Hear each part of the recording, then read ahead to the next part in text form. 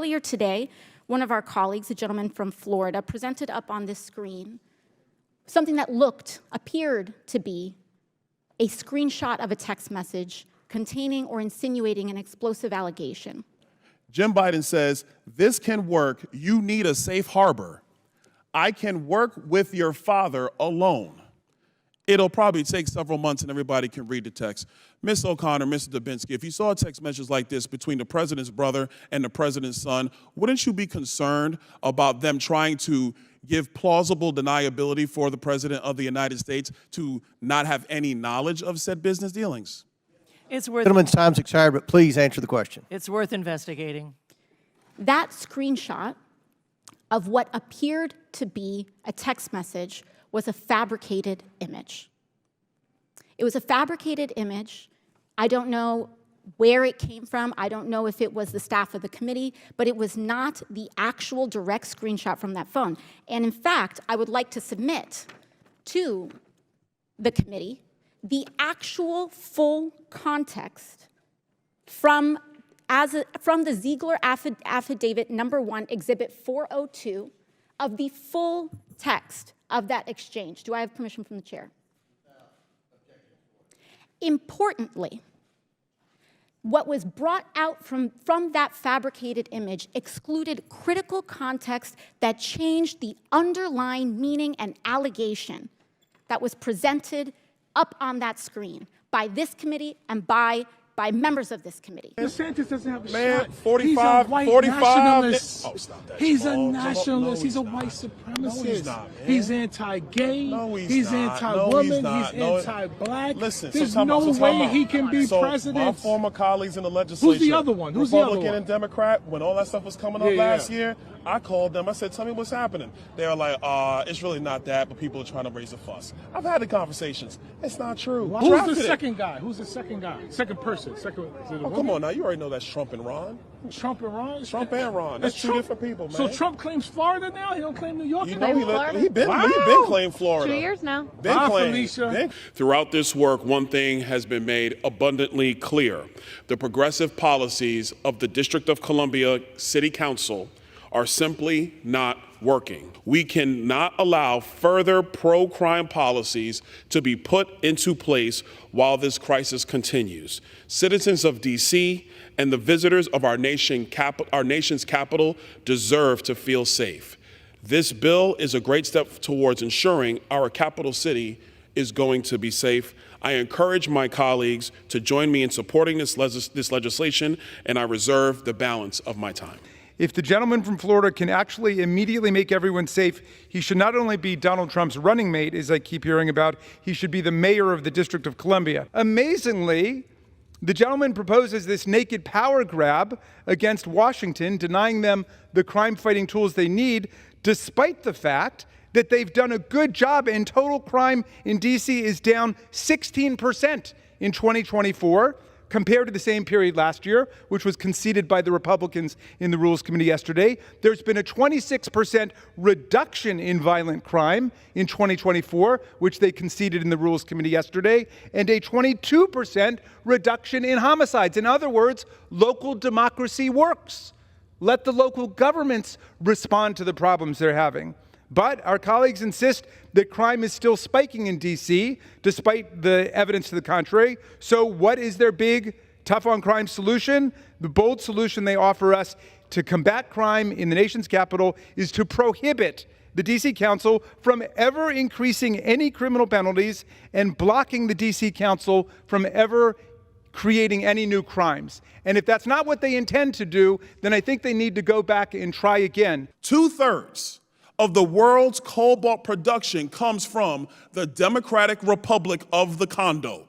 Hunter Biden has been heavily involved in the 2016 sale of a cobalt mine in the Democratic Republic of the Congo to a company that is a Chinese company. He was very involved. The New York Times has reported on his level of involvement. So do you mean to tell me that Joe Biden, who was a former vice president of the United States, then candidate for the presidency of the United States, now president of the United States, had no idea that his son was engaged in the sale of a cobalt mine to a Chinese company? We need to show more respect across the aisle for public service, for the office of the president.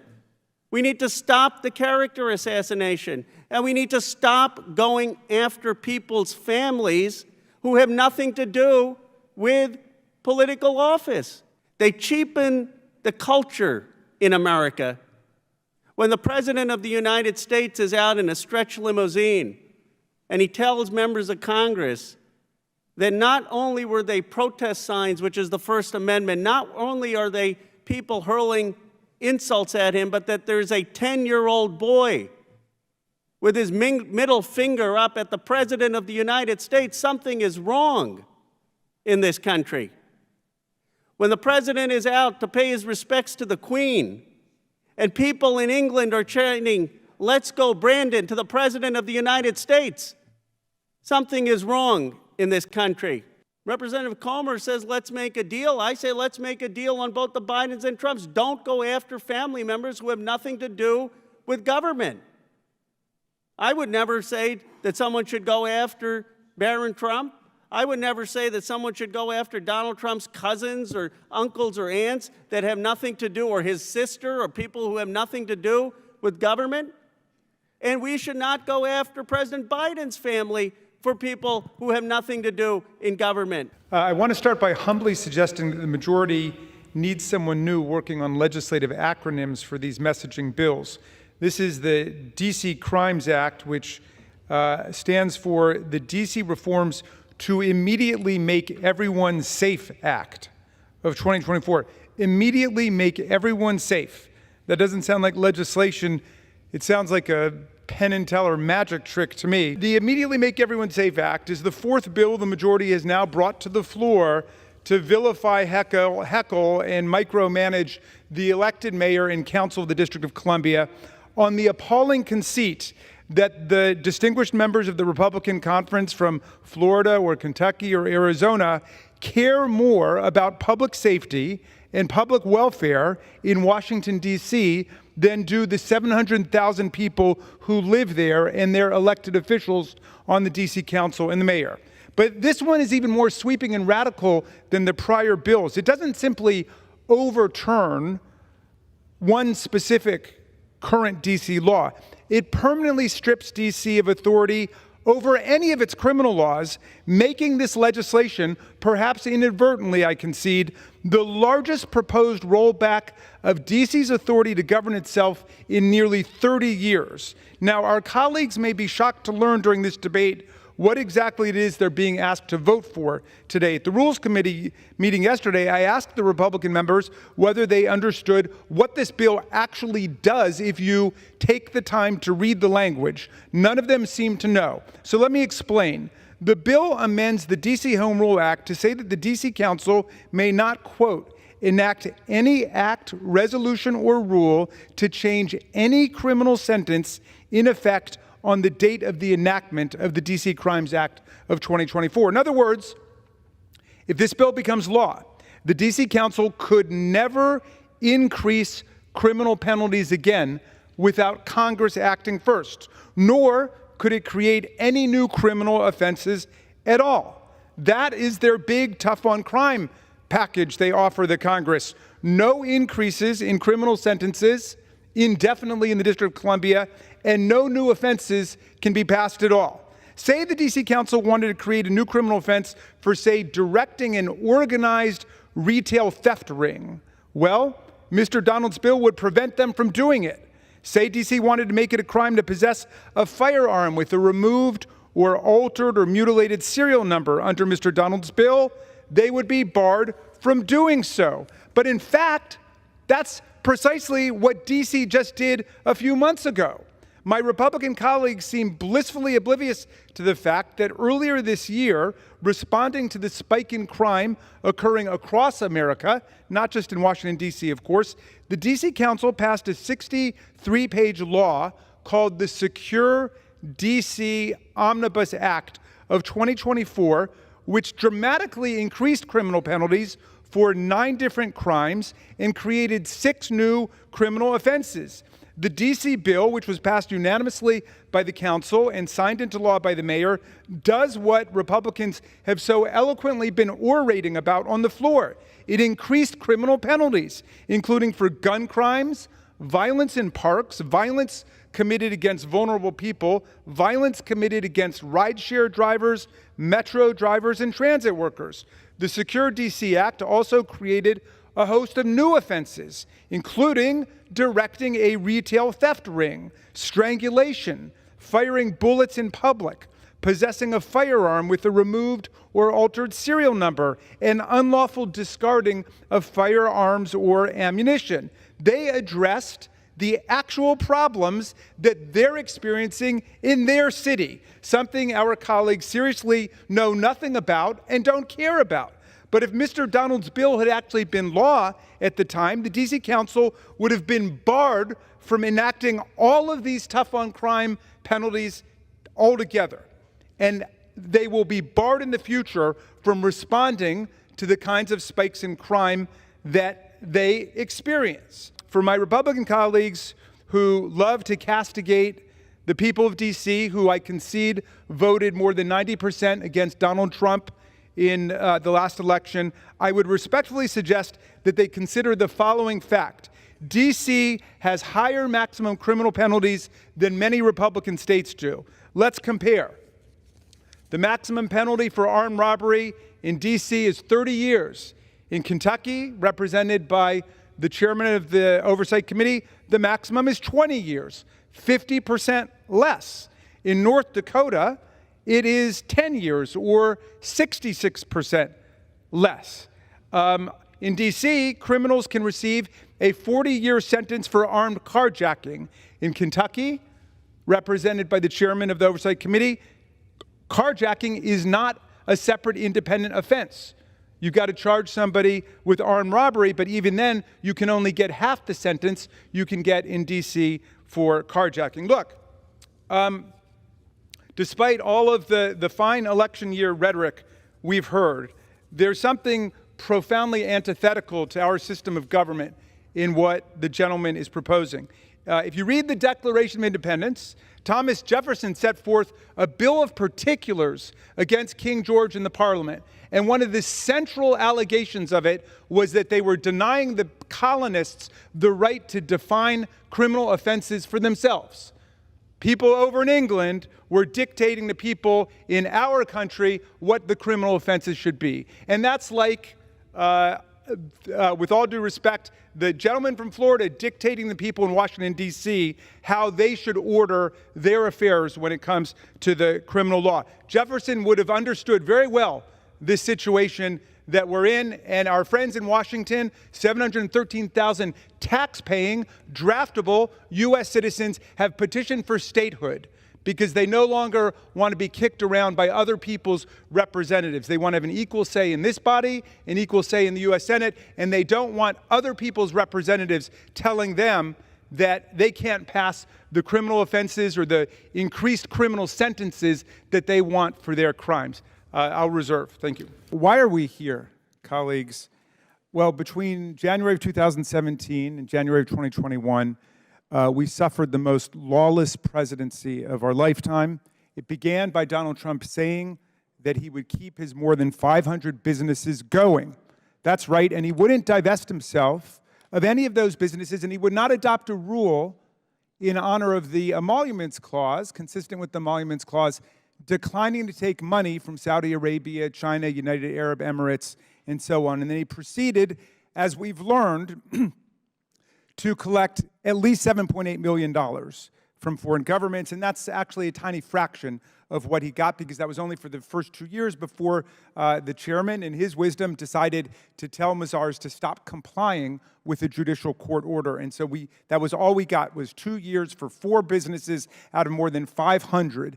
And that was just for 20 countries out of 195 countries on earth. But the lawlessness lasted up until yesterday when Donald Trump's lawyer got up before the D.C. Circuit Court of Appeals and asserted that President Trump, or any other president for that matter, has a right to order assassinations of his political opponents and not be prosecuted for it unless he's impeached and convicted first, which is completely at odds with the text of the Constitution, the history of the Constitution, but he asserted a right to assassinate other citizens unless first he's impeached or convicted, which means all you got to do is kill your political opponents and then kill enough of your political opponents in the House and Senate to keep yourself from being impeached or convicted. My friends, please don't look at your phones and papers right now. This goes to the heart of the republic.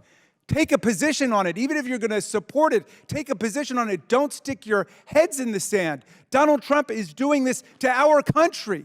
He's asserting the right of the president to murder people and not be prosecuted for it. Well, so why are we here? Well, Donald Trump insisted to numerous Republicans and in public and on Twitter and on Truth Social that Joe Biden be impeached. Why? Well, because Donald Trump was impeached twice, the last time for inciting a violent insurrection against his own vice president, against the Congress of the United States to overthrow an election. And if you don't believe that, you've got to tell me that if Mike Pence had buckled under to weeks and months of pressure, that Donald Trump would have said, oh no, I was just kidding. I'm not actually going to seize the presidency. Come on, if you believe that, you're too innocent to be let out of the house by yourself.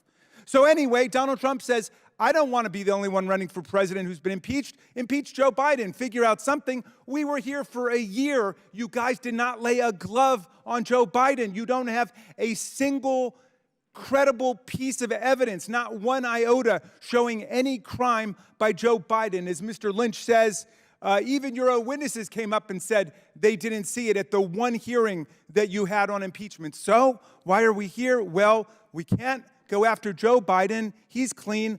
Let's go after Hunter Biden.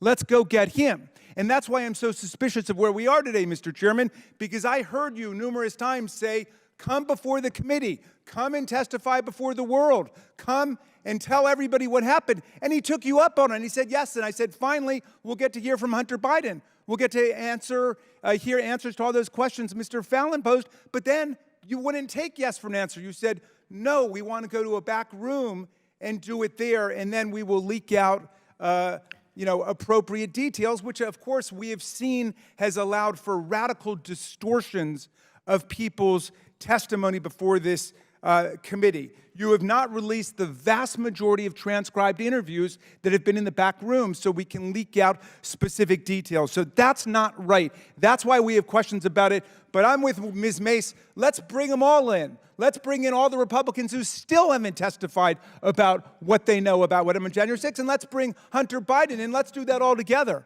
I'd be for that. And thank you for yielding, Ms. Tlaib, and I yield back. Chair recognizes Mr. Langworthy for 5 minutes. I will yield the balance of my time to my ranking member. Ms. Brown, thank you so much. You started off by saying something pretty profound, which is we are here instead of doing the business of the American people because the Republicans have offered us no positive agenda in their year in office. We know we've wasted countless weeks in them just trying to pick a speaker. And we've wasted countless weeks with their inertia and their do-nothing policies. But Ms. Brown, I don't know if you recall, I just don't want people having to take your word for it. I think numerous Republicans have gotten up on the floor of the House complaining about the fact that they have no agenda. I think our colleague Chip Roy from Texas said that the Republicans have not given him one thing, a single thing, I remember him saying, to campaign on. So I just want to ask you, when you're saying that they have no agenda, that's not a partisan point. You're getting that from Republicans, aren't you? That is correct. One of our colleagues said that there was Trump derangement syndrome, and of course Trump derangement begins with Donald Trump himself. He thinks he has a legal right to assassinate U.S. citizens. He thinks he can grab women by their genitals, although that's not the word that he used. He said that if Joe Biden is reelected president, there will be World War II. He is obviously deranged and disoriented, but the real Trump derangement syndrome that I see is those people who cannot break from Donald Trump after he's proven himself to be completely and totally unworthy of your support. Because I'm looking at talented, gifted people on the other side of the aisle, the ones who have not left Congress in frustration or because they've broken with Donald Trump and clashed with him, but I'm still looking at people who have their wits about them, I think, but you're acting like cult members, like you're sleeping on the basement of a cult, listening to tapes all night, and I beg you to get over your Trump derangement syndrome. Thank you very much for yielding, Ms. Brown. Chair recognizes Mr. Donalds from Florida for 5 minutes. And one of the first things that the House did after the vote of an impeachment inquiry was to subpoena Hunter Biden to appear. Hunter Biden has evaded that subpoena. So flagrantly did he evade it that he decided to show up at the Senate side to give a press conference, and Eric Swalwell, a member of the House, helped him get that time on the Senate side to give a press conference. That's a flagrant violation of a congressional subpoena. Secondarily, he has the gall to show up here when we're actually discussing contempt. And he didn't stay. He was sitting right over there. He's not here now. He said he wants to talk. He could have stayed through the whole proceeding. He chose to leave. That's his business. But he was subpoenaed to come here. Back in December, he chose not to of his own volition. He's in violation of that subpoena, a subpoena that was executed with the signature of the clerk of the House of Representatives. That is the document that is binding. That's what we work off of. I want the minority to understand one very important distinction between Presidents Biden and President Trump. President Trump has an international real estate portfolio that he has amassed over decades. I'm quite sure if you go back through all of the hotel receipts before he was president of the United States, that you had foreign dignitaries staying at Trump hotels all across the world. Will the gentleman yield? I'm not going to yield, Mr. Raskin. I'm making a point. Because they're actually very nice hotels. They look good. People like staying there. President Trump was not running the Trump Organization when he was president of the United States. To my recollection, Eric Trump, the president's son, was actually running the Trump Organization when President Trump was president of the United States. So if he had a portfolio of hotels and people choose, through Expedia, through Kayak, through Hotels.com, if they choose to go and stay there, how is that the president being in violation of what the emoluments clause? That's what you're citing? Stop. Ladies and gentlemen, America, this is ridiculous. The Biden family has no business. They've never had a business except for politics. I need to correct the record because of several false statements made about the Foreign Emoluments Clause, Article 1, Section 9, Clause 8, although I do appreciate the gentleman from Florida's attempt to at least engage on the matter of substance that was raised so powerfully by Ms. Crockett. Now let's start with this. Article 1, Section 9, Clause 8 says that neither the president nor any member of Congress can receive a present, an emolument, which means a payment, an office or a title from a prince, a king, a foreign government, quote, Mr. Donald, of any kind whatever, without going to Congress first and obtaining the consent of Congress. There's no hotel exception, Mr. Donald, to the Foreign Emoluments Clause. There's no international real estate syndicate exception to the Foreign Emoluments Clause, Mr. Donald. And also, I will take you up on your challenge to see whether the Trump Hotel in Washington, the Trump Hotel in Las Vegas, the Trump Hotel on Fifth Avenue, the Trump Hotel at UN Plaza, the four of the more than 500 businesses that we got documentation for, whether they actually had the same level of business coming from Saudi Arabia, the communist bureaucrats of China, who were the leading spender, as you know, if you've read our report, the United Arab Emirates, Indonesia, India, Egypt, and so on. We will make that comparison about what was done before if you get the chairman to call off the ban on further documents coming from Mazars. So have you ever stayed at a Trump hotel, Mr. Raskin? Excuse no, and I never would stay at a Trump hotel. I've got too much self-respect and stay at concern bad for hotels. hygiene. So, but in any event, Mr. Donald, you're totally wrong about what the Foreign Emoluments Clause stands for.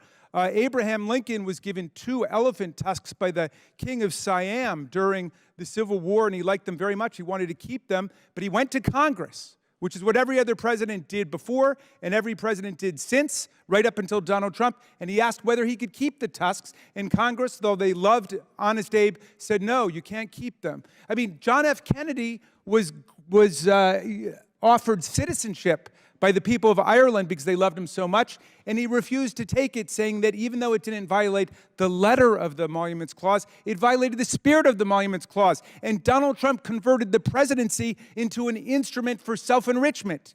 He raked in millions of dollars from the most corrupt governments on earth, who came in with specific favors that we document in our report that they got from Donald Trump.